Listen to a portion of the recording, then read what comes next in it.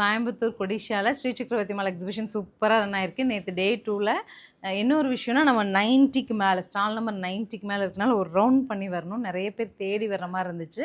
நீங்கள் கொடிஷியா ஹால் ஏ வந்ததும் என்ட்ரன்ஸ்லேருந்து ஒரு கம்ப்ளீட் ரவுண்டு போய் லாஸ்ட் ஃபுட் கோர்ட்டெல்லாம் தாண்டி ஃபைனலாக நம்ம இருக்கோம். வாங்க, இன்றைக்கி கம்ப்ளீட் நியூ கலெக்ஷன்ஸ், நேற்று ஓப்பன் பண்ண பண்டில்ஸ் இருக்க சாரீஸ் எல்லாம் எடுத்து சல்வார் மெட்டீரியல் ஃபுல்லாக ஸ்டாக் பண்ணியாச்சு.